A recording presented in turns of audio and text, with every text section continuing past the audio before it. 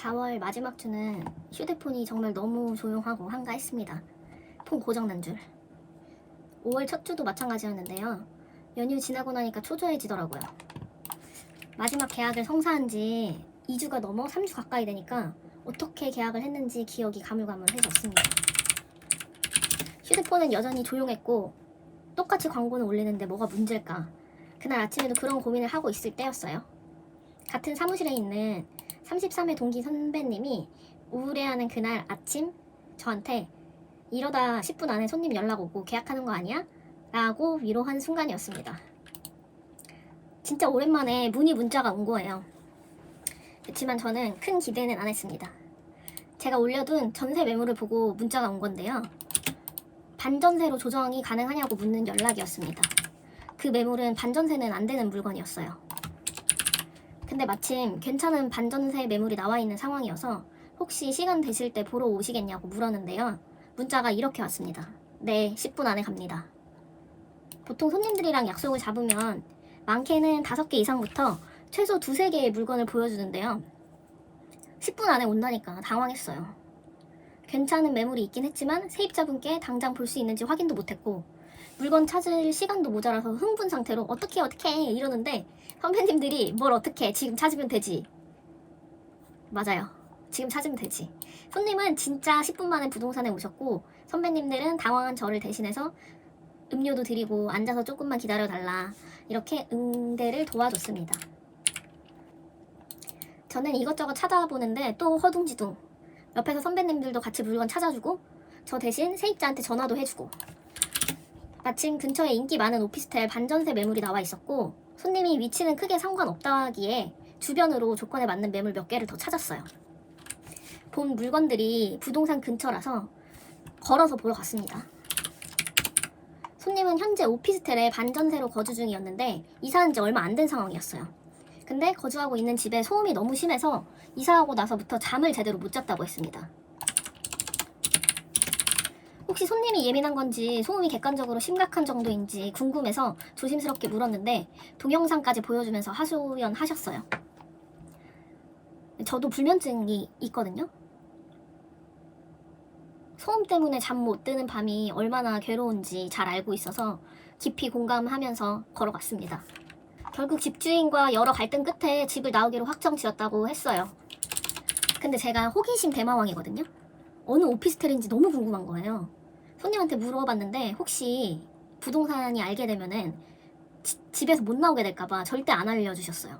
제가 진짜 비밀로 한다고 말했는데 안 알려주셨어. 그렇게 걷다 보니 오피스텔 앞에 도착했고요. 평일 오전이었는데 마침 세입자분이 출장 후에 집에 도착했다고 해서 바로 집을 볼 수 있었습니다. 그 오피스텔은 보는 손님마다 마음에 들어 하거든요. 가격대가 있지만 예산 안에만 들어오면 계약이 잘 성사되는 그런 오피스텔이에요. 저희 부동산에서 실제로 계약을 전부 했어요. 저도 했고요. 이 손님도 보자마자 마음에 들어 하셨고 저는 세입자분께 소음은 어떤지 괜찮은지 여러 번 체크했습니다. 집이 꽤 넓고 공간 분리도 잘 되어 있고 수납 공간도 많고 세입자분이 깨끗하게 사용하셔서 컨디션도 좋았어요. 현재 세입자분도 만기 퇴실하는 상황이었고요. 모든 게 다 괜찮았죠. 손님은 근데 집은 마음에 드는데 섣불리 계약하는 걸 망설였습니다. 사실 손님 입장에서는 마음에 들어도 처음 보자마자 계약하기 쉽지 않고 제 입장에서는 처음 집 보러 나온 손님을 계약까지 이끌기가 쉽지 않습니다. 그래서 저는 손님들 만나면 집 보러 많이 다니셨어요? 하고 물어보는데 오늘 처음이에요 이러면 기운이 좀 빠집니다. 왜냐면 계약이 성사될 확률이 낮거든요. 그렇게 첫 번째 집에서 나와 다른 한 군데를 더 보러 가기로 했고요. 아, 오늘 계약까지는 안 될 수도 있겠다 생각했습니다. 한 5분 정도 걸어서 오피스텔 앞에 도착했어요. 손님이 오피스텔 입구에서 볼 집이 여기냐고 물어서 그렇다 이렇게 말했더니 방금 본 첫 번째 집으로 계약을 하겠다고 하는 거예요.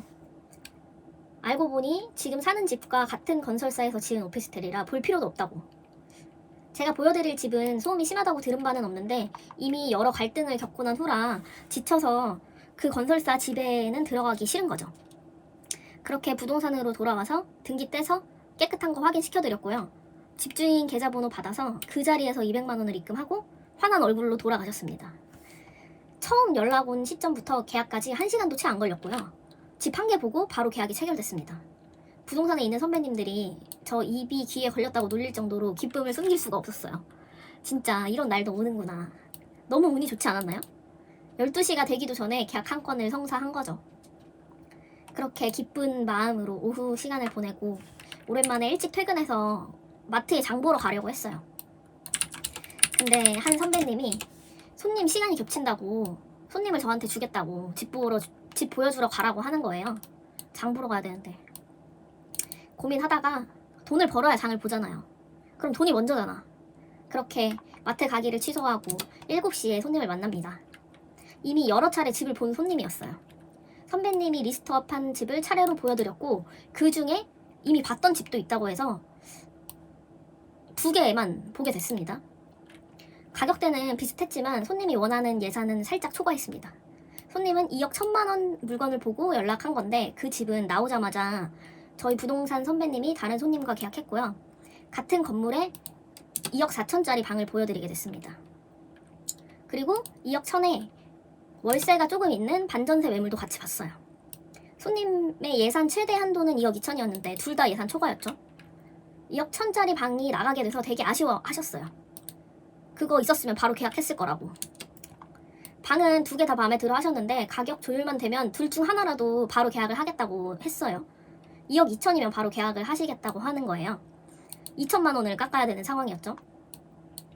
근데 이미 집주인은 현 전세가보다 깎아서 내놓은 상황이었기 때문에 1천만 원도 아니고 2천만 원은 조율이 힘들 것 같았어요. 진짜 욕을 바가지로 먹을 것 같았습니다. 힘들겠다는 생각과 함께 부동산으로 돌아왔는데요. 그날 마침 2억 1천만 원에 나왔었던 물건의 계약서 작성이 있었습니다. 근데 부동산에 돌아왔는데 분위기가 안 좋았어요. 현 세입자랑 새 세입자분 날짜 조율이 안 돼서 계약이 파기되었다는 거예요. 선배님은 마른 웃음을 지으며 계약이 파기되었다고. 임대인분이 계약 파기되어서 기분 상해서 다른 부동산에 할 사람 줄 섰다고 하면서 가셨대요. 네, 저 그 물건을 덥석 물었습니다. 손님들이 아쉬워하던 그 2억 1천만 원짜리 물건이잖아요. 심지어 2억 4천을 2억 2천으로 조율하면 바로 계약하겠다고 한 상황이었고요. 그 두 물건이 층수만 다르지 크기나 구조는 똑같거든요. 그러면 바로 계약을 하면 되는데 참 사람 마음이라는 게 웃겨요. 손님이 고민을 하는 거예요. 원래 원하던 가격보다 1천만 원이 내려간 상황인데 갑자기 고민을 엄청 하기 시작하는 거예요. 그때가 이미 8시가 넘었었거든요. 제가 엄청 설득을 했죠. 왜 고민하시냐 도대체. 고민하는 이유가 뭐냐. 본인들도 아마 왜 고민되는지 이유를 몰랐을걸요? 왜냐면 고민할 이유가 없는데 고민을 하니까, 고민이 되니까. 결국 하시기로 했고요. 임대인 분께 바로 전화를 드렸습니다. 마음이 많이 상한 상태였어요. 멀리서 서울까지 오셨는데 계약을 못하고 돌아갔으니. 임대인 분의 하소연을 엄청 들어드리면서 다른 손님이 바로 계약금의 일부 이체한다고 했으니 지금 이체하겠다 이렇게 말씀드렸더니 임대인 분이 가격을 그 자리에서 1천만 원을 올립니다. 진짜 산 넘어 산이에요. 손님을 다시 설득해야 하는 상황이었죠. 손님 최대 예산이 2억 2천이었고 2억 2천에 조율이 되면 하기로 했었으니까 잘 말씀드렸고요. 손님은 2차 고민에 빠집니다. 갑자기 돈이 1천만 원이 올라간 거니까 어찌 보면 고민되는 게 당연하죠. 근데 2억 2천이면 하기로 했었잖아요. 저도 2차 설득에 들어갑니다. 잘 안 먹혀요. 고민을 하다 말고 내일 연락 주겠다면서 집에 가려고 하시는 거예요. 저는 다급하게 막았습니다. 그 자리에서 계약금의 일부 입금이 안 되면 계약 성사 확률이 확 떨어지거든요. 이때 저도 진짜 너무 웃긴 거예요. 왜냐면 2억 2천이면은 돈 바로 입금하겠다고 하셨었는데 웃겨서 웃으면서 사람 마음이 진짜 웃긴다고, 화장실 들어갈 때랑 나올 때 다르다고 분명 하시기로 했고 심지어 원하던 가격이 됐는데 고민을 하고 있지 않냐 했더니 손님들도 막 웃으시는 거예요. 그러면서 하겠다고. 그렇게 계약금의 일부 이체하고 가셨습니다. 다음날 바로 계약서 작성했고요. 와, 그렇게 저 그날 하루에 전세 계약 2개 했습니다. 너무 짜릿했고요. 기뻤습니다. 제가 부동산 일 시작한 지 2달 된 초보잖아요. 그래서 이게 실력으로 계약했다는 느낌보다 운 좋게 하늘이 저를 도와서 그런 것 같거든요. 실제로 부동산에 계신 선배님들이 저를 너무 많이 도와주고 있고 그런 도움들 덕분에 계약까지 되는 것 같은데, 그래서 이제 계약이 되면 꼭 로또 당첨된 기분이에요. 약간 도박해서 돈 따면 이런 기분일까? 그런 느낌? 어떻게 그날 하루 이렇게 운이 좋았을까 생각해봤거든요. 근데 그 계약 두 건이 성사되기 전날 친구 2명이 강아지랑 저희 집에 놀러 왔었어요. 진짜 너무너무 귀엽고 착하고 예쁘고 마음도 넓고, 그래서 제가 맨날 보고 싶어하고 좋아하는 강아지예요. 물론 친구들도 좋아하는 친구들입니다. 근데 그날 제가 화장실을 갔다가 강아지 응가를 밟았거든요. 너무 귀여워. 응가도 화장실에 해놓은 거야. 너무 기분이 좋았어. 응가를 밟았는데도. 근데 그때 강아지 응가가 2덩이였어요. 2덩이. 제가 강아지 응가를 밟아서 계약을 2개 한 것 같습니다. 다음에 강아지 맛있는 거 사줘야겠어요. 다이어트 하고 있으니까 장난감 하나 사줘야겠어. 보고 있니? 여러분이 제일 궁금해 하실 것 같은 수입.